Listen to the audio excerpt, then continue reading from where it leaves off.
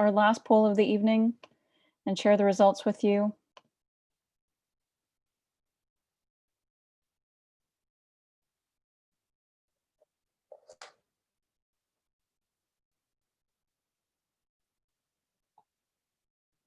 Thank you for participating in our polls this evening, friends. Some interesting results.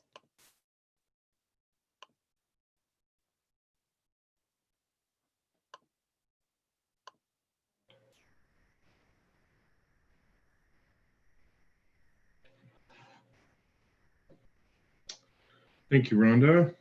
So welcome, everyone. I'm Jeff Kinder. I'm the host of Policy Crunch and Executive Director for Science and Innovation here at the Institute on Governance.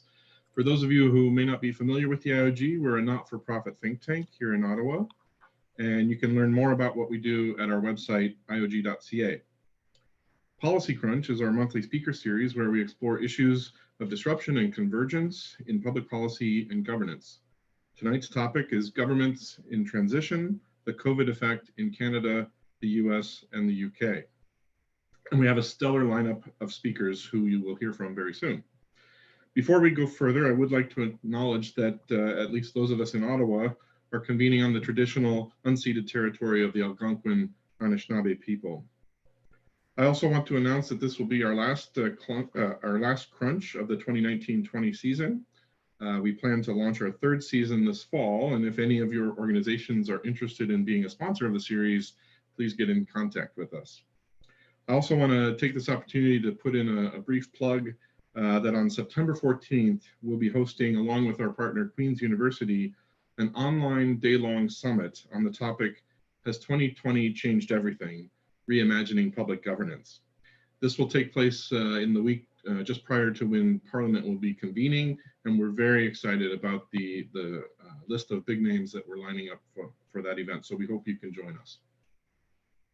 Just a couple of words to explain how this session will play out this evening. We have a large group of participants here in Zoom. We're also live streaming to IOG's YouTube channel. In a minute, I'll introduce our moderator, who will introduce the panelists. Each of them will provide brief opening remarks and then take questions, initially from the moderator and then from the audience. So if you have a question, please enter it in the chat function in Zoom or in live YouTube chat, or you can tweet your question using #PolicyCrunch. At 7 p.m., we'll draw the formal part of the discussion to a close, but we encourage those of you on Zoom to select a breakout room for an additional opportunity to ask questions of the speakers. And then we will wrap up not later than 7:30 this evening. At this point, it's my pleasure to introduce Toby Fife, my boss and president of the IOG, who will serve as moderator this evening.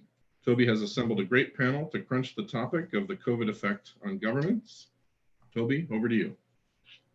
Jeff, thank you very, very much. And before I say anything else, I need to thank you and Rhonda and Becky and the entire IOG team for making this series so powerful and for making this event work. So thank you.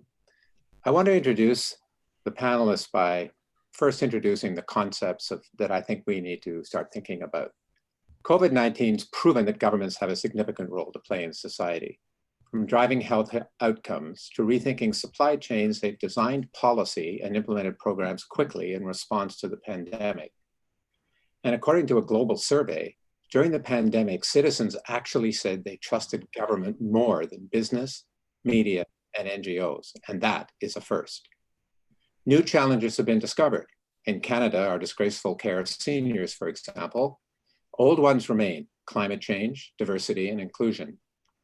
So what's the future role for governments post-COVID? Will they build on today's high citizen trust to refashion our economies equitably? And how will they address the other key issues of the 21st century? And what have our civil service organizations learned? How will they adapt based on the pandemic experience? Or will they go back to their cautious, risk-averse ways? And I really think we have put together a stellar panel to explore these issues. Each has about 8 minutes to present, and then of course we will take questions. So let me introduce them in the order in which they will speak. Dr. Hannah White is Deputy Director of the Institute for Government in London, England. Margot Conrad is Director for Government Affairs at the Partnership for Public Service in Washington, D.C.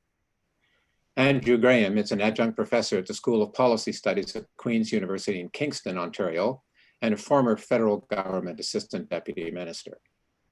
And Debbie Davi is president of the Professional Institute of the Public Service in Canada. Now, the reason we brought this international and varied panel together is because the issues of the future of government go way beyond simply our own. And I'm going to talk about fundamental issues around the public sector, the public service, and the expectations of citizens. A reminder, if you have a question, please enter it in the chat function in Zoom, in the live YouTube chat, or you can tweet it using #PolicyCrunch. So let me start by handing it over to Hannah. Well, good evening, everyone. And can I start by thanking Toby for inviting me to join you all this evening and everyone at the Institute on Governance. For those of you who don't know the Institute for Government in London in the UK, we are a non-partisan think tank. We've been around about 10 years and we work on the process of government. We work on how to make government do its job better, but we don't recommend the policies that government should adopt. We recommend how government should go about its business, the process of government. So I'm going to talk to you a little bit about what I think coronavirus has done to thinking about the civil service and government in the UK. And it's actually the case that here in London, reforming the civil service was always meant to be on the agenda in 2020, and that was really for two reasons. The first was because we had an election last year, and the second, it was because of Brexit. So in December, we had an election, and the result of the election was a strong majority government under Boris Johnson. And he and his advisors have long made criticisms of the civil service in the UK. In particular, they pick out things like the centre of government not working very well, that there's very high turnover of civil servants. And so when they move on from their roles, their expertise is lost. They say there's a lack of diversity of thought within the civil service. And they also pick out problems with certain sorts of skills that they feel the civil service is lacking. So this government always thought that it was going to do civil service reform. And also the whole process, the sort of second factor was the process of Brexit, they felt had highlighted deficiencies in the civil service, particularly around delivery, effectiveness, skills and planning. And then along came coronavirus, and that has given them a sort of third justification for civil service reform. And I think they think, and I think a lot of people think, it has illustrated some of the weaknesses in the UK's system of government. And some of the key things I'd pick out are contingency planning. The UK had pandemic flu on its risk register as one of the biggest threats to the UK, and yet that hadn't translated into the capacity to deal with the crisis that we're facing now. There's a lack of accountability across the civil service. If you look at our health sector, it's difficult in some ways to identify lines of responsibility and accountability. We've had problems between central and local government in terms of communication, and also divisions between the UK government and the devolved governments in Scotland and Wales, and differences of opinion about how to go about tackling the pandemic. So a number of reasons to justify going about civil service reform. But on the other hand, on a sort of more positive note, coronavirus has highlighted some really good things about the UK civil service and has led to innovation and been some really good examples of good practice. So particularly in terms of financial response, I think we would say that the government worked really well with delivery bodies to quickly bring out a sort of financial packages to support business, to pay 80% of workers' wages and so on. And there was really good sense in which government was willing to iterate. So it would try something and then have feedback that it wasn't entirely working, and then produce a new version and work rapidly to do that. And so that's very positive. We also think that central governments use data pretty well in terms of its decision making. They've set up new systems in order to do that, and to see how their new policies in terms of things like supply of PPE, hospital capacity and so on have been working, and then they've been able to adjust their decisions and their messaging to the public based on the data that they've had. So we think that's very positive. And also, they've been doing all this at a time when, because of the nature of the pandemic, civil servants have had to be largely working from home. working flexibly, and that's all been done pretty effectively. So those are good things to say as well. So just to close, I was going to make a few remarks about how I think civil service reform will now look in light of the sort of coronavirus experience, not entirely what the government was planning at the end of last year. So Michael Gove, who's the minister charged with reform here, set out his intentions in a big speech a couple of weeks ago, and he said that he thought the coronavirus had made the mission of change more urgent. So we know that the government hasn't set this aside. And I think the government is keen to build on the momentum of the innovations that the civil service has made, at least where those tally with the things that it wanted to do anyway. So, for example, the use of data in decision making. And the centre of government has been a big preoccupation. And also they had already wanted to think about decentralising the civil service out of London more, moving civil servants and particularly senior civil servants out of London. And I think they will find that the flexible working that's been trialled will make that an easier task. The main thing they're focusing on at the moment as they kick this off is reforming the centre of government. So by that we mean what we call number 10, and the Cabinet Office, the central departments in the UK system.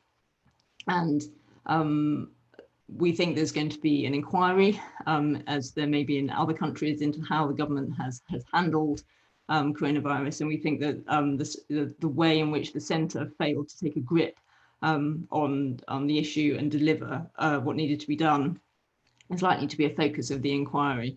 And I think that the government will see that as an opportunity to push through reform of the centre. Excuse me.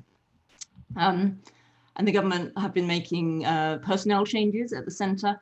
The top officials in 3 key departments, including our Home Office and our Foreign Office, have stepped down. And most recently, you may have, I'm not sure if it penetrated internationally, but our Cabinet Secretary, so our head of the Cabinet Office, head of the Civil Service, has announced that he'll be standing down.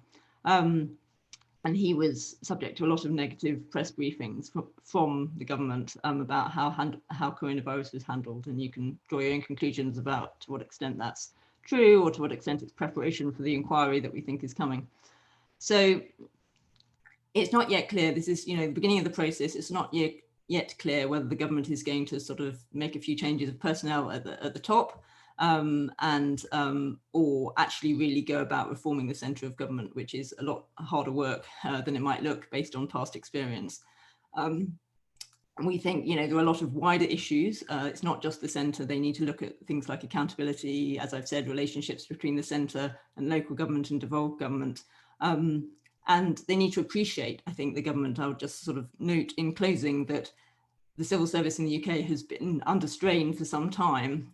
We've had 3 elections in 5 years. We've been preparing for Brexit, which has been not entirely easy, as you may have noticed. Now we've had coronavirus, and then at the end of the year, our transition period for leaving the EU comes to an end, and there's a lot of implications of that still to be worked out. So doing a lot of civil service reform at the same time as this is going to be challenging, I would say to say the least. That's not to say there aren't many possible benefits that could come about from it, but still proceed with caution. Thank you very much. Hannah, thank you so much. And what a rich sort of panoply pageant you painted. So this is very, very interesting. And I know we'll be coming back with some questions on this. So thank you. Our next speaker is Margot Conrad, and she is the Director for Government Affairs at the Partnership for Public Service in Washington, D.C. So Margot, could I hand it over to you? Great, thank you so much, Toby, and the Institute on Governance for inviting me to participate today in this discussion. As Toby mentioned, I work for the Partnership for Public Service. We are a nonpartisan, nonprofit organization in Washington, D.C. that strives for more effective government for the American people. We focus on a lot of different things, developing leaders at all levels in government. We work with colleges and universities to connect them with federal agencies and inspire young people to consider federal service.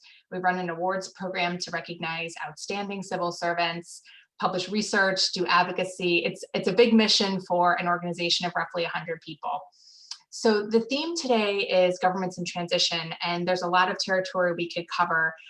We're obviously focusing tonight on the COVID-19 pandemic, and what I want to talk about is the real opportunity we have here to create a burning platform for government reform. I would be remiss, however, to not acknowledge two other significant issues that the US is grappling with right now. One, the social unrest that's been stemming from our history of systemic racism, and also the presidential election that's just 4 months away. And both of those issues, I think, also are part of the broader narrative of what we're dealing with as a country. But back to COVID, over the last 4 months, really, the government has been in the spotlight now as multiple agencies around the country are responding to the pandemic. And I think more Americans are aware of the work that government does, and the pandemic and response helps people see why having an effective government matters in terms of their health, their safety, their economic well-being. And when government isn't working, people feel it in acute ways. We've seen federal employees across this country on the front lines, providing essential services to American people. And it's been really phenomenal. But the reality is that despite those heroic efforts that those civil servants have made over many, many years, we have, as a country, starved our federal government agencies of resources. We have diminished their importance, and we've really criticized their failures without investing in the success of government and its employees. And so, frankly, now we're paying a steep price in lives and economic loss. And we have to be able to rebuild the capacity of our government to meet the challenges of the future.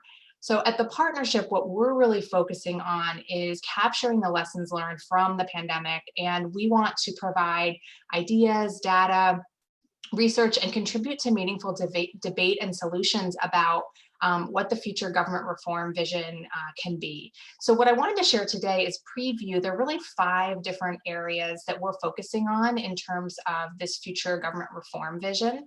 I'll talk briefly about each of them and share a couple of promising developments. So the first is around leadership and stewardship. So we need capable leaders that are able to think strategically and are focused on the long term. We have 4,000 executive branch political appointees, 535 members of Congress, but we have significant political vacancies. We have to boost our career leaders in government, and we need a culture of stewardship in government. We do some work with the Washington Post, and we track political vacancies. Back in mid-April, 22% of key leadership positions at HHS were, that's the Department of Health and Human Services here, didn't have a confirmed appointee. So there are significant vacancies, not only at Health and Human Services, but other agencies that has a huge impact on the career leaders that are often in acting roles and on their ability to often be in dual-headed positions and to get the mission done. But good leaders can go a long way. And so one example, there's a leader at the Veterans Benefit Administration who's doing terrific work through YouTube and LinkedIn to get the message out about how veterans can get access to benefits. And he has a personal mission of reaching 1 million veterans. So that's just showing how, personal leadership commitment can really matter. And we want to share those stories and spur more action across government. The second area is really around workforce. And it's time that we have a renewed call to service to refresh our government talent at all levels. Frankly, government in the federal government in the US, it is so challenging to attract and retain high quality talent. And we have a highly complicated hiring process. Just 6% of the workforce is under the age of 30 compared to 21% in the broader labor market. So that is just showing that there's a real need to start bringing that next generation in. The good news is that there was actually a commission recently that issued a report, the National Commission on Military, National and Public Service, and there are a lot of legislative recommendations in there to help make it easier to bring entry-level talent into government. And we're excited that there may be a platform and we may have an ear of Congress now on these issues. In addition, there's bipartisan legislation pending called the CORES Act, and it would significantly expand national service programs and help our country respond to and recover from COVID. So we think that's promising. The third area is cross-government collaboration. So we know that the problems, today don't fit within a specific boundary. We need the federal government to work with state and local government, the executive and legislative branches to work together, and different sectors to work together. We've seen some challenges in this area. I'll say here in DC, just in this region, as agencies look to reopen, there's a lack of clear guidance in terms of how to handle issues around screening employees coming back into the building or making sure office space is safe. And every agency is now coming up with their own approaches, and there's not a coordination centrally among them. So there's a lot of work that can be done here. But we've also seen some really bright spots. For example, HHS, the Department of Health and Human Services, teaming up with the Gates Foundation to try to pilot an early warning algorithm for COVID-19 and the flu. So there's some great ways where we've seen some cross-sector collaboration and innovation here. The fourth area is around innovation and technology modernization. So we know that risk aversion and fear of failure is a huge issue, and it stymies creativity and speed. And we need leaders in government that foster innovation and are willing to take smart and strategic risks. And so during COVID, I think there have been some challenges, but the telework story is really one of success. We've seen the nation's largest employer be able to move to remote work, and there are some challenges around security concerns and access to broadband and other IT issues, but we've seen, the move to maximum telework, and it's been largely really successful with lots of productivity and improvement to services reported by employees. And then finally, I'll just mention updating the rules. We have a civil service system here that hasn't seen significant updates in 40 years, and we have a compensation and classification system that dates back to 1949. So we've got to modernize the workforce and the workplace, and we have to reimagine how government operates. When the pandemic hit across government, the government-wide average time to hire was 98 days here in the US. That's crazy. That's not how you're going to be able to bring in quickly the talent that you need. But there are promising practices. So the Veterans Health Administration was able to be a big success story and bring in thousands of people very quickly and expedite the onboarding process. So there's stories here that we want to mine and be able to tell and replicate for the rest of government. So in closing, what we're hoping to do at the partnership through this reform effort is really use this momentum to make the case to policymakers and the public that we need to reinvest in our public institutions. And we need to explore, not only what went wrong, but also look at what are some of those, best practices that can be replicated. There are a lot of oversight bodies that have been stood up recently, and we're working with them to try to help influence and shape some of the conversation and the questions and the narrative that's being asked. And we do believe, similar to the UK, there probably will be a 9/11 type of commission that will be stood up here in the US to focus on these issues. And we hope that management issues and government reform issues will be front and center, so that we're focusing on investing in government, not just finding its failures. Thanks so much.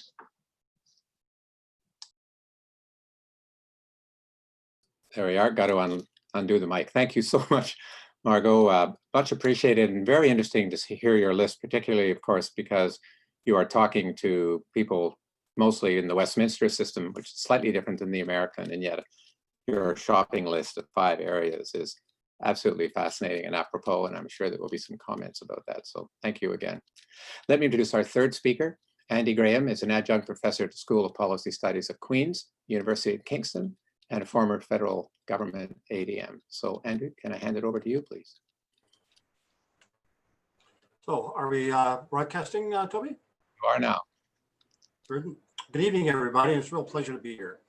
What I'd like to do is report on out on one portion of a collaborative effort that the School of Policy Studies at Queen's University has undertaken on the broad implications of the impact of the COVID crisis on governance in Canada under the leadership of Dr. Kathy Brock. Those people in Ottawa will have potentially noticed, if you actually read the Ottawa Citizen, a series of op-ed pieces that have been appearing once a week for the last few weeks, reflecting some of the work that is going on in that task working group that Kathy's heading.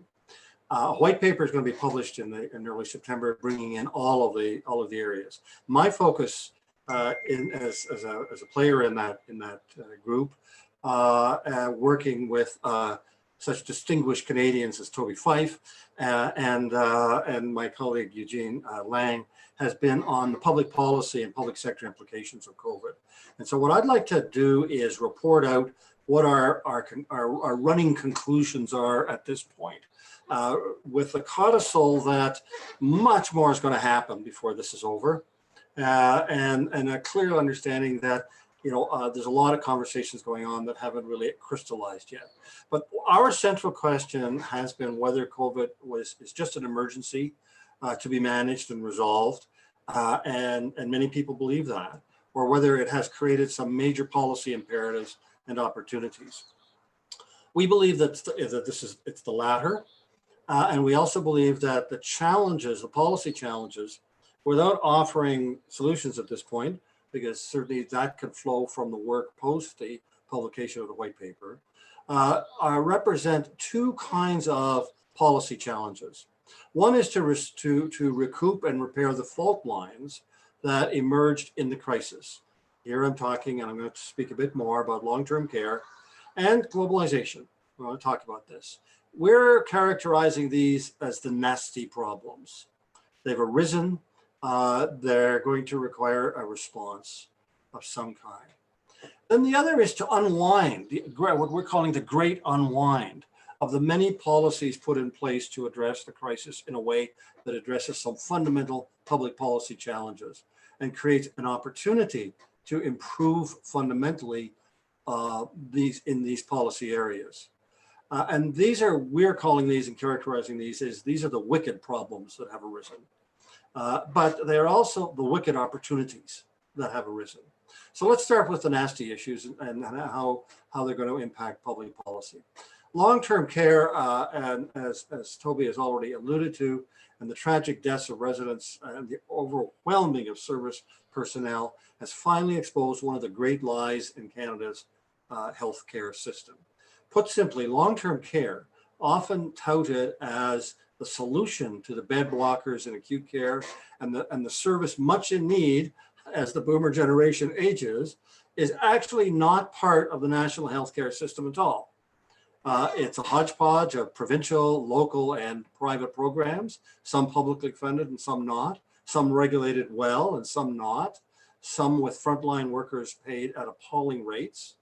The policy challenge is whether to take it under the umbrella of the National Healthcare System, the Canada Health Act. Certainly individual provinces, which carry the responsibility here for regulatory and funding oversight, are going to act in various different ways. They will also be pressing the federal government just to pony up the money so that they can get on and do their thing. And that's in fact a policy alternative that exists in this area. But the greatest challenge is whether to open up our much vaunted national healthcare policy, which is one of the great identifiers of this country and has proven to be so successful relative to many other countries, to recognize that this is a fault in the system that needs to be rectified. A little more subtle challenge, nasty challenge that has emerged, and with less clear resolution to it at this point in time, has been the fact that globalization, for all of its great momentum and advantages, has shown its weaknesses in terms of Canada's near total dependencies on vital healthcare products, pharmaceuticals, and on vital materials from other countries, most notably China and the United States. Now, can we step back and take a look at globalization, and without abandoning what is good there, be more realistic about what its risks are? And can we do something about it? Globalization has emerged from this crisis with a bad name in this country. Governments need to engage in some fulsome discussion about its pros and cons, and that this is going to be a tough one to handle. I did describe them as nasty for a reason.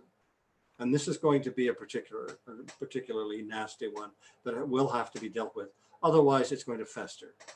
The wicked problems also are consequential and major.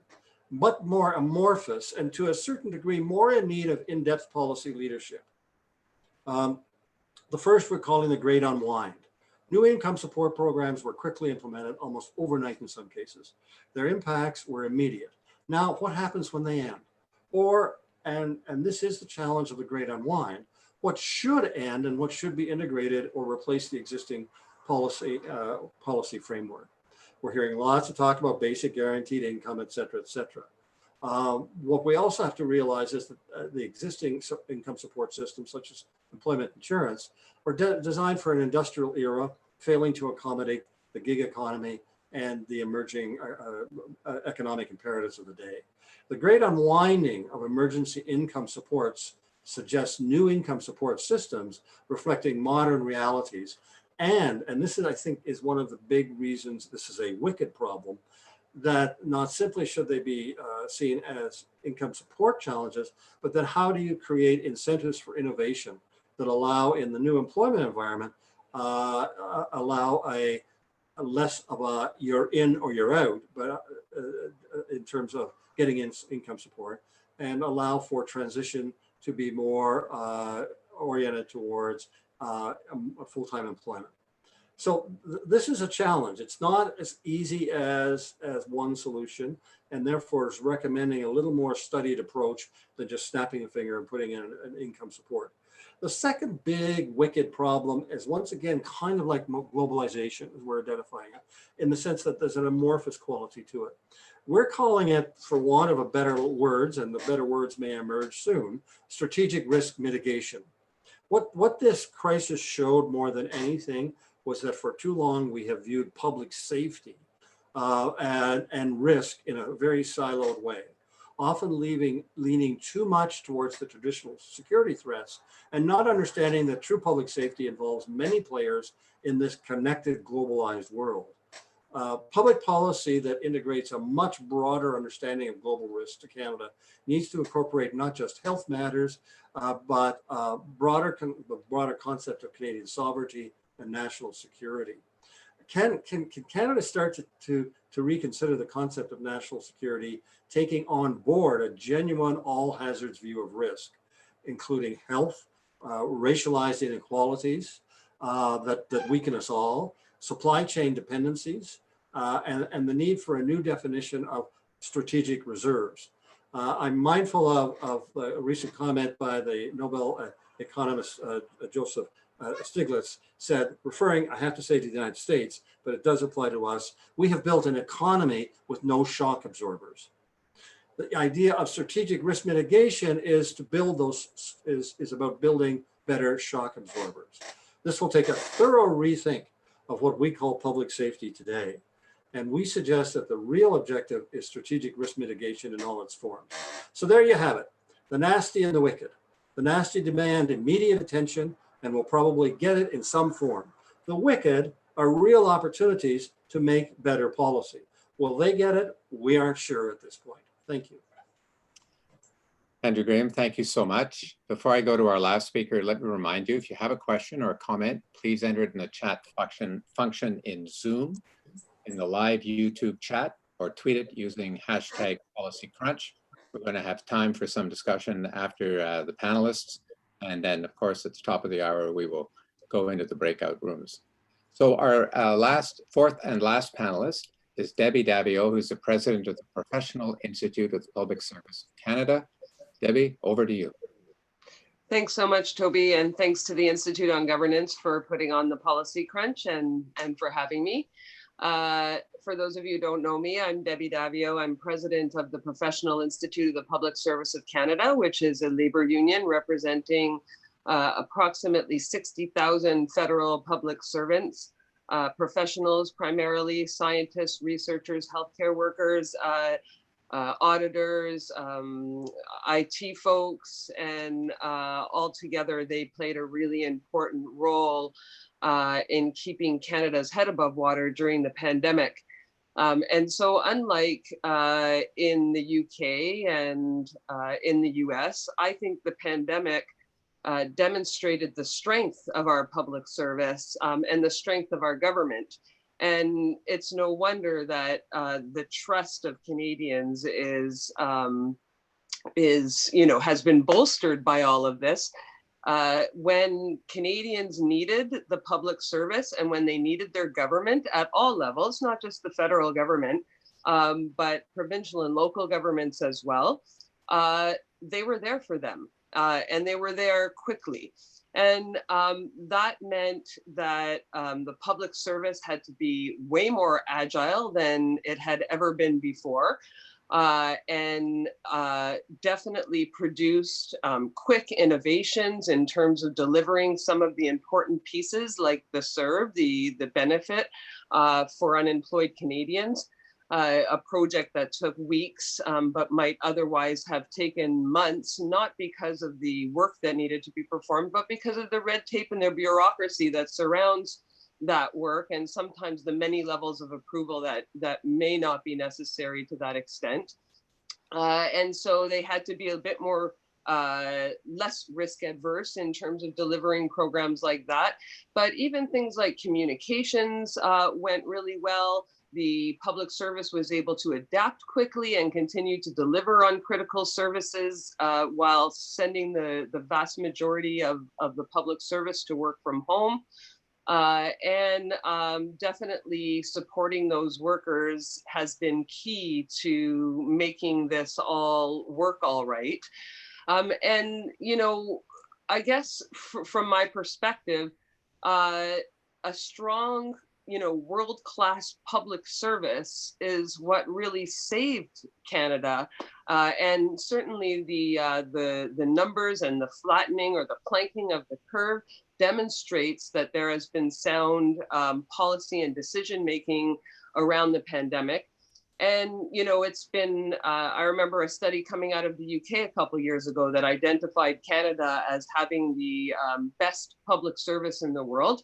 And the pandemic has really highlighted what is the best of the public service. And things like, I mentioned the CERB, but safely repatriating Canadians from all over the world and getting them back home, to developing vaccines and other therapeutics to assist with COVID-19, to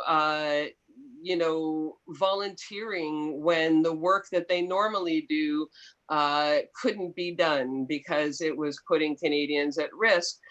Public servants volunteered in droves to take on additional tasks like working in call centers for the benefits. And so from my perspective, the strong public service is really the key foundation to why we were able to get through this pandemic and why we're getting through this pandemic as smoothly and as well as we are.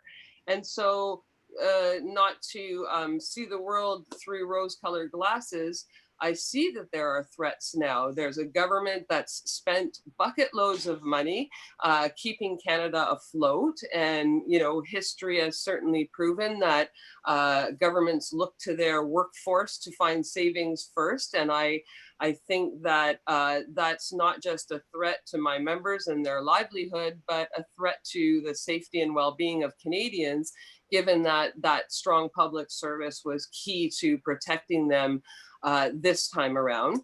And certainly we wouldn't want to, while I love the notion of people working more flexibly as a result of the pandemic and having the option of teleworking, we wouldn't want to eliminate workplaces. I don't think that's what workers in Canada are looking for. A lot of people do appreciate being able to connect with colleagues through the workplace or work better that way.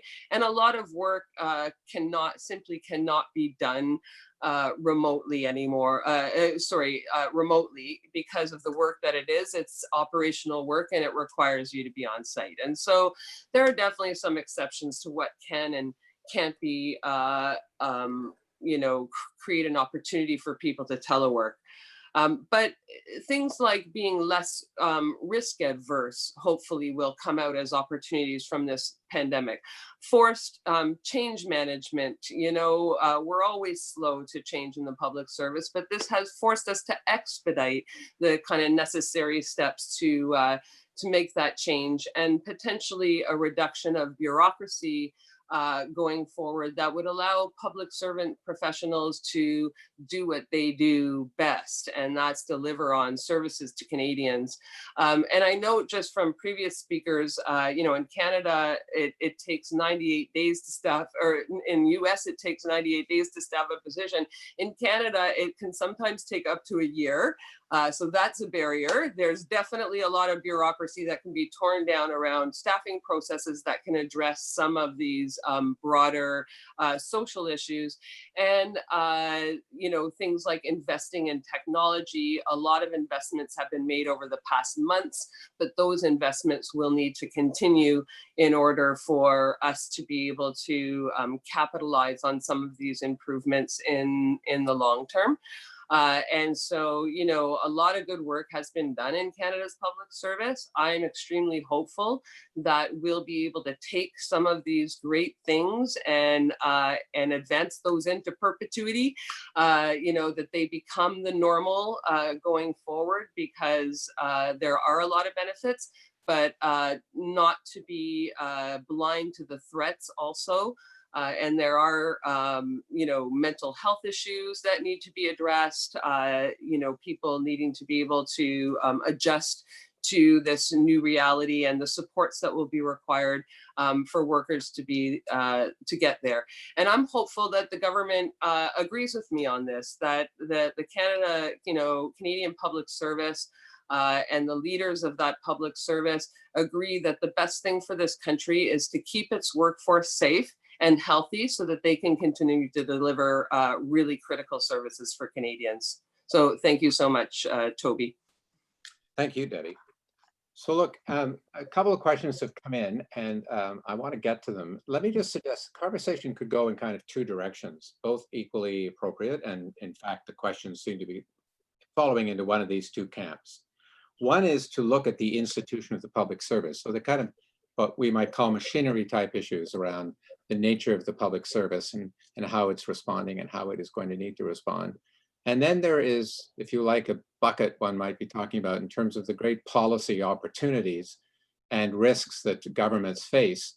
I would argue that Andrew Graham's intervention was not simply about Canada, but raising some interesting questions, I would suggest, for all governments about how they're going to balance new challenges arising out of COVID with ongoing specific ones like climate change.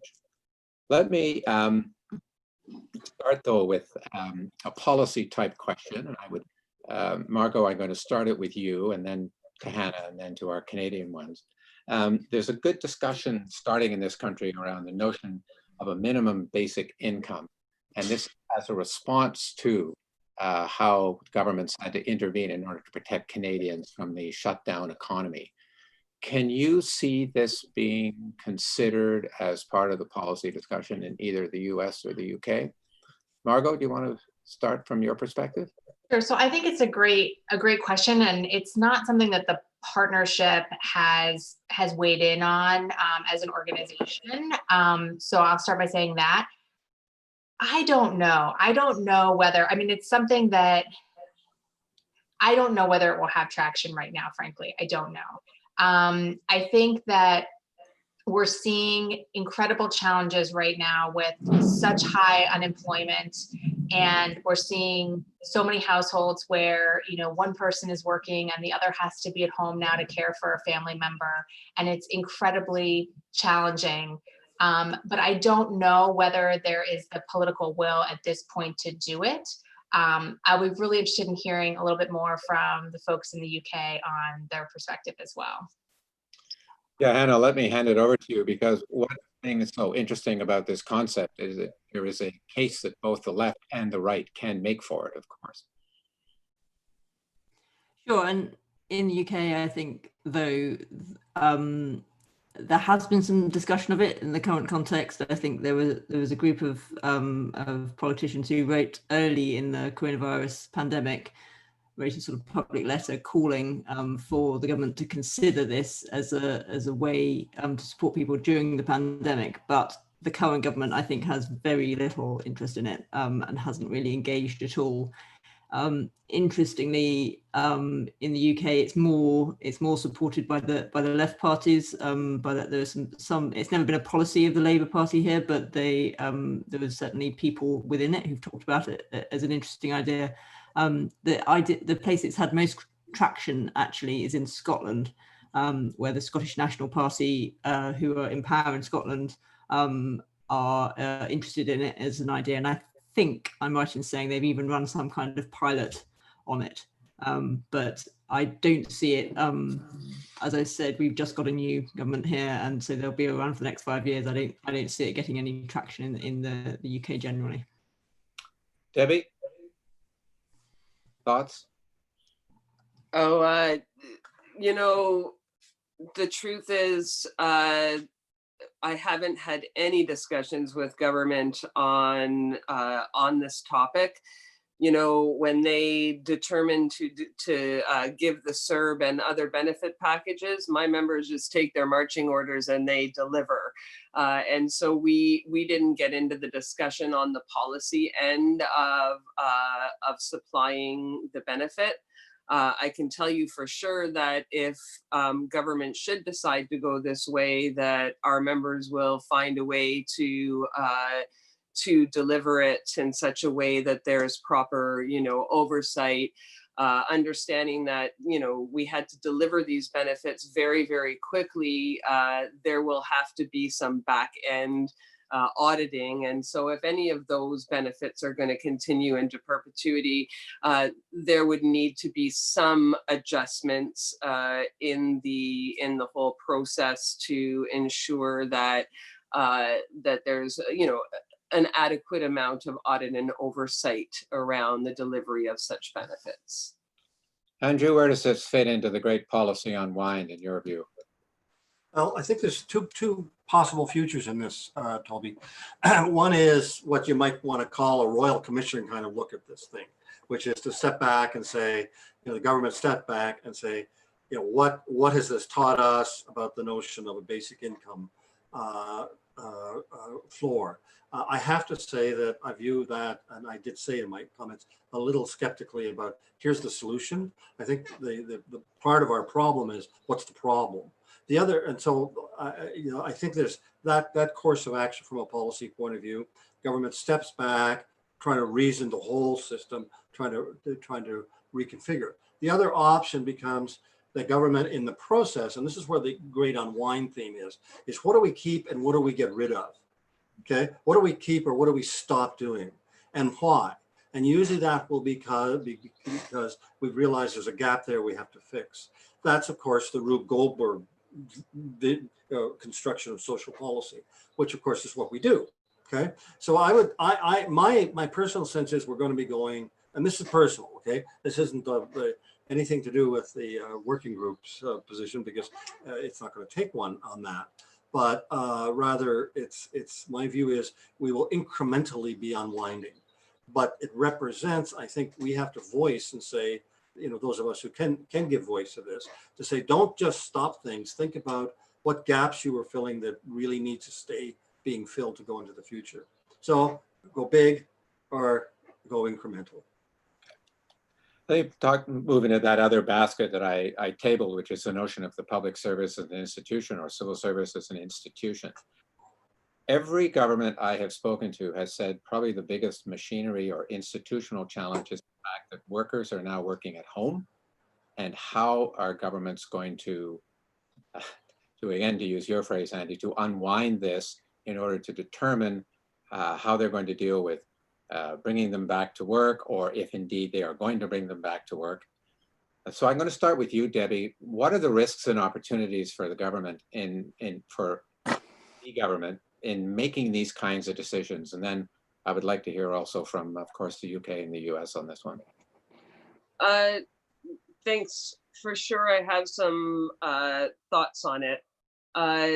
For the moment, as I mentioned, you know, overnight, the public service went home. Vast majority of the public service went home and continued to deliver on a number of critical services. There were some services that were identified as less important at the outset of the pandemic not because they're services that are unimportant to Canadians, but because they were less important than some others at that period in time. And so, you know, there were people identified to be working on critical services, and the capacity on the network was limited. So that meant that only, you know, a certain percentage of public servants could be logged into the virtual private network from home. And so initially, a lot of investments have had to be made in the technology and the other resources required to allow people to work from home. And that includes things like accommodations, you know, proper desk setups, ergonomic, you know, working arrangements, a quiet space, a place where people can concentrate, a secure space. In some cases, public servants are working on secure documents that ought not to be, you know, shared with just anybody. And so those are some of the challenges that still exist that need to be, you know, propped up if this is going to be a long-term solution for the public service. And I mentioned mental health. I think we can't ignore that there is some segment of the population that is doing better because of the pandemic, working from home. I might actually be amongst them. But there's some also segment of the public service that is really struggling with this, that really relied on the interactions in the workplace. Now that the summer months are upon us, those of us in Ottawa know it's been extremely hot this summer. So for people who don't have central air conditioning, for example, working from home all the time might actually be a serious challenge. It sounds like something small, but over time it creates big issues.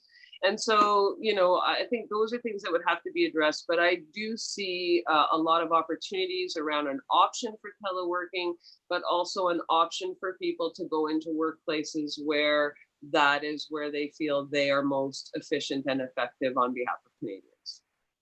Hannah, are you seeing this? Is this a debate, an issue in the UK?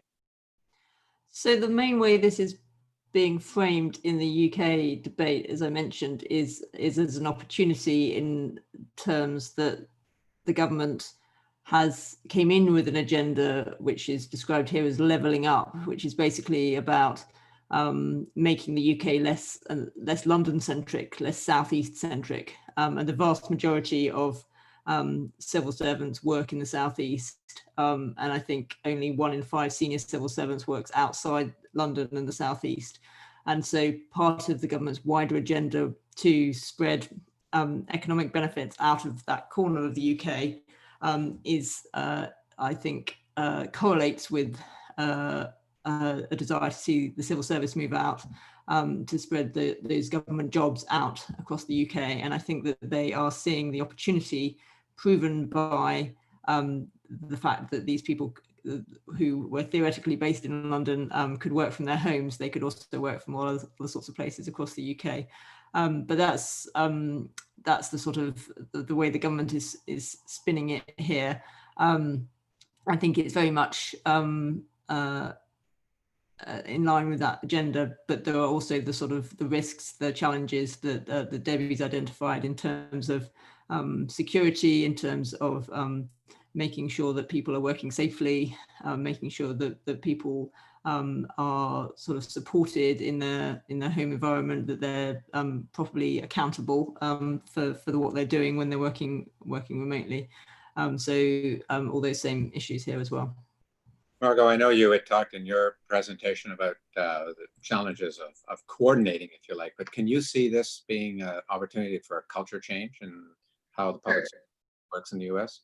Sure, and I would say that I hope that there is a lesson learned here and a move towards much more flexibility in the workplace in the future as a result. I think we've showed that, you know, telework is possible and can be done successfully, but certainly there will be a push to go back to the office, and there already is. I think part of the challenge around the US here is that the country is so vast and diverse in terms of population centers. So you have a very different experience here in Washington, DC than you might out in the field. And so really the approach has been allowing, you know, for local and regional decisions and not have things mandated here here from Washington. And I think, to some extent that makes sense. I think there's also challenges around still needing better coordination and collaboration among entities within those regions.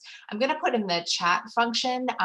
The partnership, actually, we convene on a monthly basis, and during this pandemic, we've been convening them much more frequently than that. The Assistant Secretaries for Administration and Management across the federal government, and we put together, based on input from them and other leaders, a set of questions that agencies can be considering when they're looking to return to the workplace. And so I think this is helpful because there was really a feeling that there wasn't sort of as much sort of central guidance in terms of figuring out how to think through some of these critical issues. So I'll share that with all of you in case that's helpful. But certainly, I mean, as we think about going back, you've got issues around childcare and schools that are, already deciding not to open in the fall for the rest of the year. And so I think we're going to have to see, at least in the short term, much more flexibility. And I do hope that long term, some of these best practices stick and that we have much more flexibility in the workplace, which is something that is, I think, very important. I got a question that's picking up on Andrew's remark about risk, and it's noting that, let me, read it to you. It says, there was political support for innovation during the crisis, at least in this country, for the public service to take risks in order to move things quickly. Is the risk culture of governments likely to change long term? Do you want to start with that one, Andy, and just elaborate a little bit on what you had said earlier? Sorry. Yeah, I'd argue that that nobody in this whole process of putting together these new programs went out and said take risks. They said get it done quickly, get it done as cleanly as you possibly can. That's what I would regard as a definition of moving away from a risk averse to a results process. The risk filters were off because there was an alignment of political will, bureaucratic capacity, and that sense of urgency.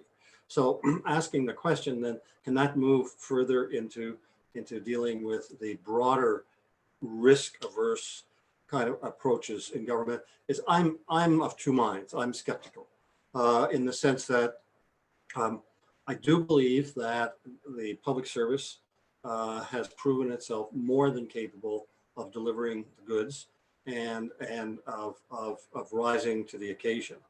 I'm not convinced that that's going to be sustainable over time, because it takes political will to produce bureaucratic reduction of bureaucratic risk aversion. And right at the moment, I don't see any government sitting back and saying, we've got to mobilize the bureaucracy in a different way. So I guess I'm not that optimistic, to be honest with you. I do believe that there's certainly as well on the bureaucratic leadership side, and this is quite, I really like the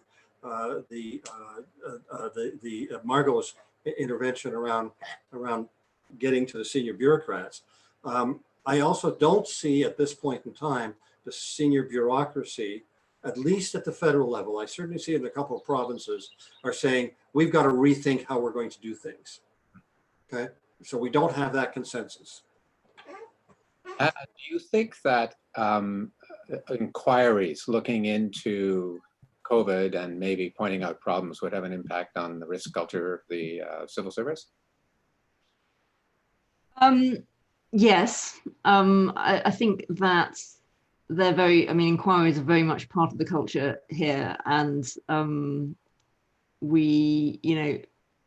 there's definitely, there's strong arguments for them, but there's also arguments for what they do to the civil service culture, and also to the sort of capacity of government to be dealing with whatever it needs to be dealing with at the time that, you're also setting up inquiries, and politicians in particular are having to sort of spend their time preparing for the public inquiry rather than doing the response to the pandemic that they might need to be doing.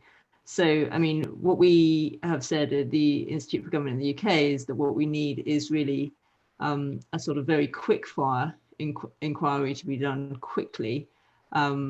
Something, we draw the analogy with an air accident investigation that happens, if a plane falls out of the sky, you very quickly look at why it fell out of the sky. In case there are lessons you can learn quickly that you can implement straight away and stop other planes falling out of the sky. If we're going to be dealing with potentially a second wave, or even if we're just dealing with local outbreaks, there may be things that we need to learn that can help us. But that's very much in a spirit of what we can learn rather than who we can blame. And unfortunately,